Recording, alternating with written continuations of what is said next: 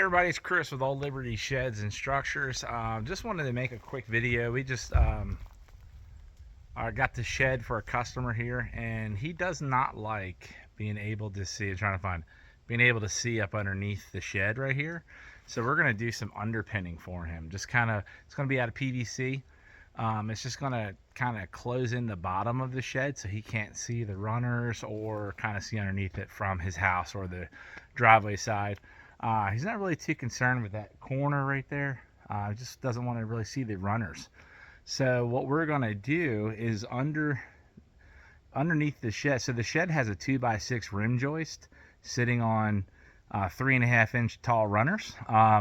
So what we're going to do is we're cutting 8.5 inch blocks of 2x4. 8.5 inch blocks of 2x4. Okay. And here, we're taking those 8.5 inch 2x4 blocks and we're putting them under the shed, and then we're screwing through the rim joist into that block to make a strap. And then what we'll do is we'll cut a piece of wood from here to here, that gap, and screw it to this. That way it's a 2x4 and now it's flush. We're going to make this flush because the underpinning, which is going to be PVC, is going to be attached to the rim joist right up underneath the siding, and it's going to go down to the ground, so this can't be seen anymore. So I'm showing you how to do that. So we're going to take another block of wood from here to here, cut that. So this is right here is going all the way up past the rim joist. Again, this is a 2x6, so from here up behind this is 5.5 inches of space. And we're screwing it right through into the block, holding it, and we're going to put a 2x4 from here to here to make it flush, and I'll show you what that looks like. So we're going to want to go 2 foot on center, or you got to be careful because there are floor joists that go that direction nailed into the rim joist, so they're going this direction, the floor joists are. But we want to go 2 foot on center, which right there I'm at a floor joist, so that's not going to work, right? So instead, we know that a floor joist is 1.5 inches, so we're going to go at 26 inches from the corner here, and every 26 inch on center, we're going to be putting our 2x4 strap. So you see that's at 26 inches right there. I'm going to make a mark. Trying to do this one-handed right there, and I'm going to take my 2x4 right here, and I'm going to stick it underneath in the rim joist. There's the floor joist. So right here is a floor joist. So I can't get my 2x4 that way because that floor joist is in the way. So I got it like that, and I'm going to run 2 screws right there to hold that in place, and I'm going to go down every 26 inches and do another. So basically I'm taking a decking screw and running right through the rim joist into that 2x4.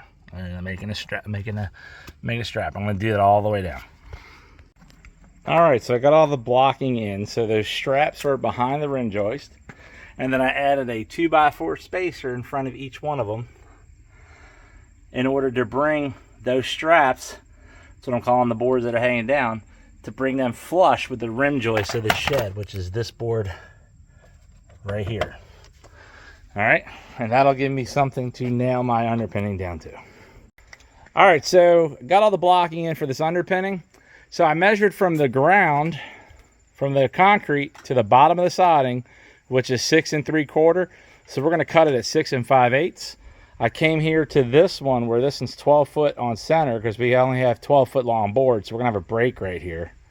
That is also 6 3/4. So we're going to go 6 5/8. But I'm going to cut this one on a back angle because I'm going to have another board coming into it. So I'm going to go rip that on the PVC and put it in. All right, so what I did is I measured down from here down 6 5/8. And I did the same thing down this end, measured from there down 6 5/8, and I popped the string line. But I also came back and traced this string line with my pencil all the way down because the saw more likely is going to blow the dust off. So I'm going to rip that down for because you know this is 7 1/4, or 1x8 is, so it's a little too wide for the clearance from the bottom of the siding to the concrete.